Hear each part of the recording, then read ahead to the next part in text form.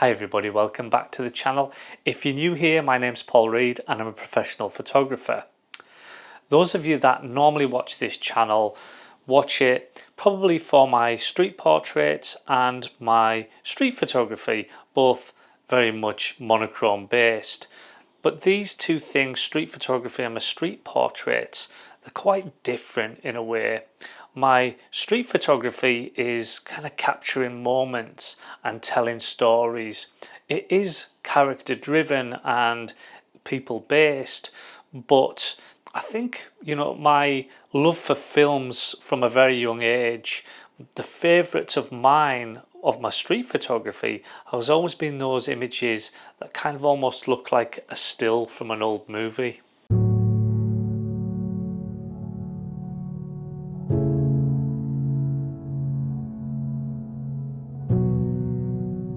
My portrait work, on the other hand, is quite different.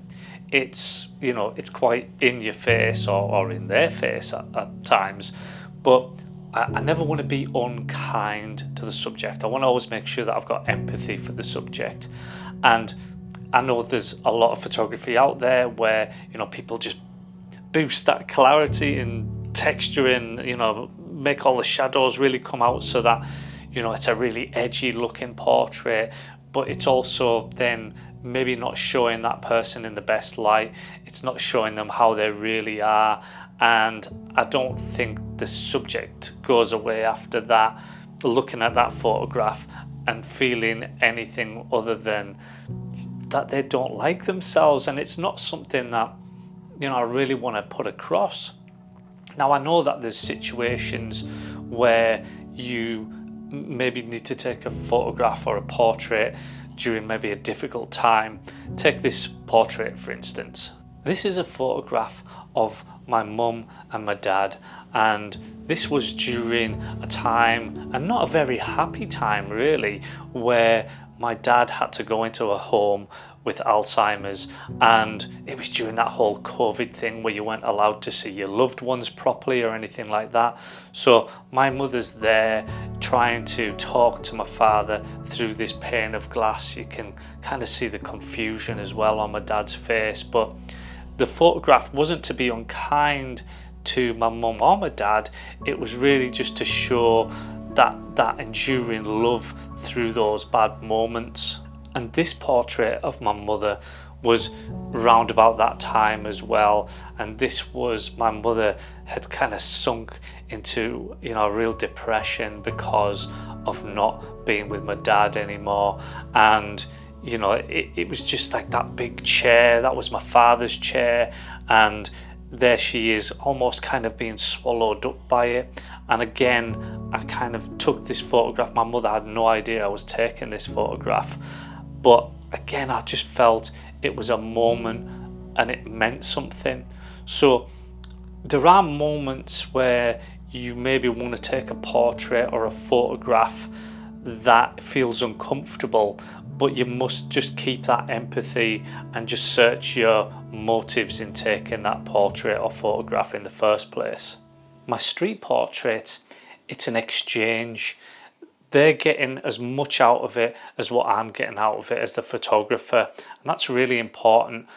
But more than that, I also want them to have a portrait at the end of it. Whenever I send them the images, I want them to have a portrait where they think, that's the best portrait that I've ever had taken. But what's the secret to these portraits that I take that everybody loves so much?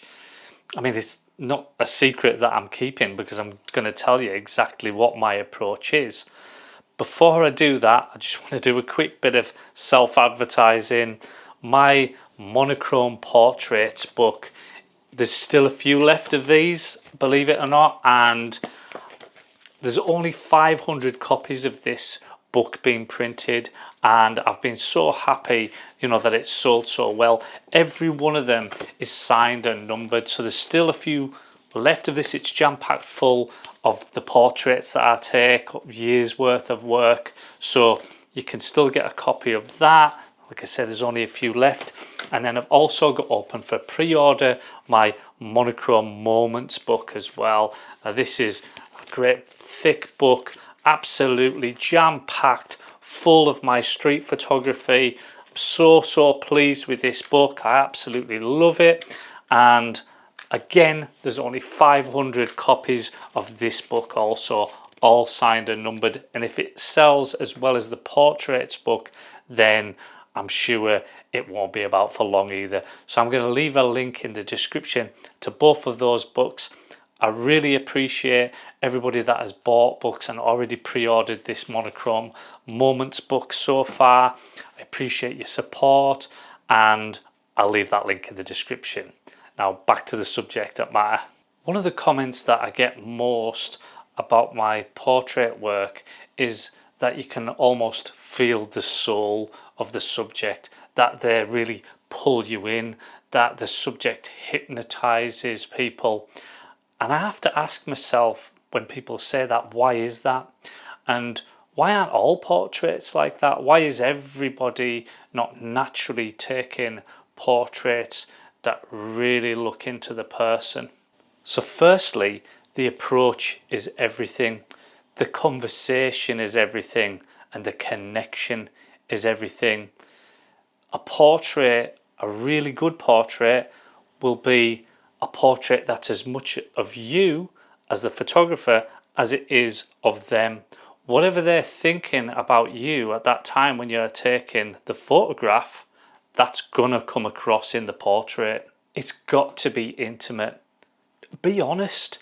Just, if you're struggling with the settings on your camera, then just voice those things. If you're wondering where the light's coming from, then just say, I wonder where that light's coming from. Look, silence is okay whenever you're taking portraits. At times, sometimes the best moments are captured whilst neither you or the subject are saying anything. But when you're taking the portrait, you kind of really need to be talking it through. Just, say, yeah, that's a great one. Yeah, brilliant. That's great. Just there, just where your head is there. That sort of thing. Because the subject needs to know and needs that reassurance that they're doing a good job. I don't pose people much. I'll ask them to stand somewhere and maybe ask them to face their head a certain way, or look up a bit or look down a bit. But apart from that, I feel that really kind of posing somebody in some fashion that isn't natural to them isn't going to get the best out of the subject.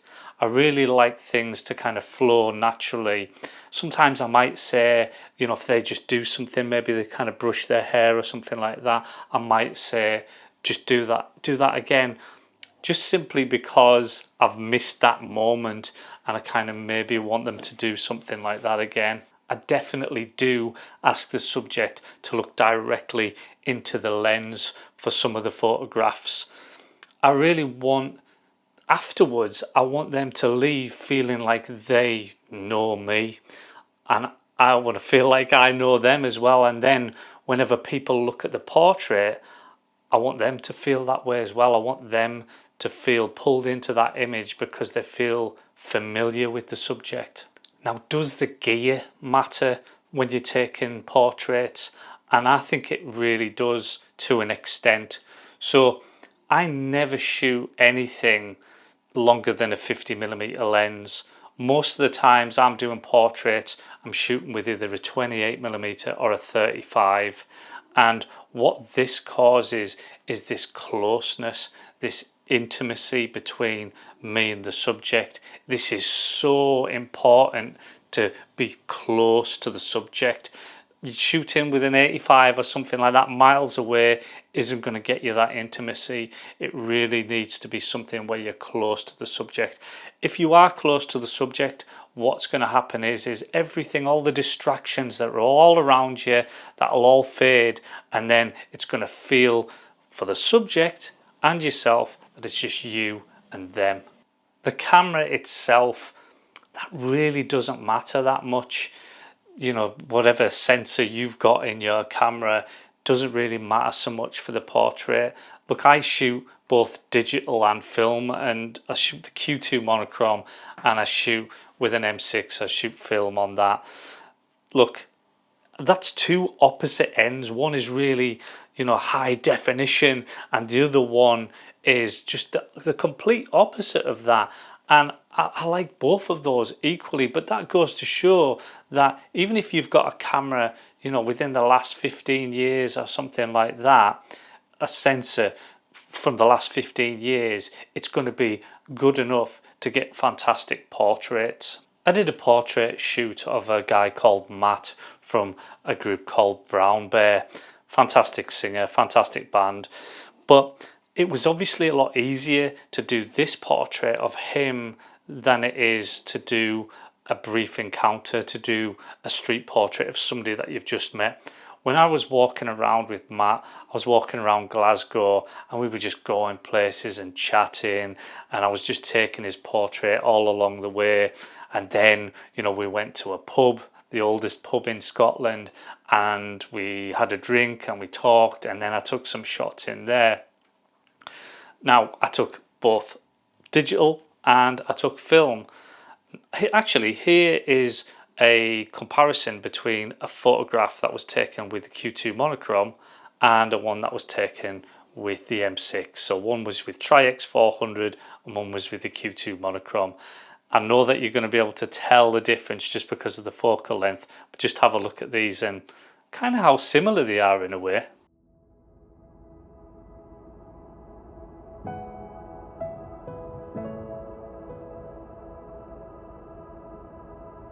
So as you can see, they're not that different. You can kind of tell because there's a lot more grain in one than the other, and you can certainly tell because of the focal lengths. One's 28, one's 35. But if you didn't know, then the second one is the film one. What is annoying is that I actually think I like the film one better, which, yeah, the reason why that's annoying is because there's a lot more work that goes into shooting film. But I carried on after that particular shot and shot a bunch more. I'll show you those now. I make no apologies for putting the subject in the center. It's, there's no argument who the subject is with a portrait anyway, and putting them in the center really emphasizes that. I think I got into the habit of shooting quite central for my portraits and also shooting a lot of horizontal portraits after shooting so many on 28mm, and 28mm certainly really sucks the viewer into the image. When we're out there, you and I may be drawn to very different people. There's those out there that would tell you to just ask anybody. Just ask 20 people that day. Somebody's going to say yes, and then that way you're going to get great portraits. I would say the opposite of that. I would say to only ask the people who you feel drawn to, who you feel that there may be a connection with. Because if you take portraits of those people, then firstly, they are more likely to say yes. We find our own in this world, and they're definitely more likely to say yes. You're more likely to have a connection with them, and also you're going to get a better portrait. If you're going to take anything away from this video today, then it's to be authentic. Be authentic with the subjects. If you let your guard down, then they'll let their guard down. And enjoy it. If you enjoy it, they'll enjoy it, and you're just going to get a far better portrait out of it. Their personality will shine through, and then the viewer, whenever they look at the portrait, they're going to feel that. If you want to learn more about how I do my monochrome photography, I've got a course, an online course, so I'll leave a link in the description to that as well. And don't forget about the Monochrome Moments book. You can pre-order that, and then also the monochrome portraits, but there's just a few left of those. Thanks so much for watching. Don't forget to subscribe, like, and all that jazz, and I'll see you next time.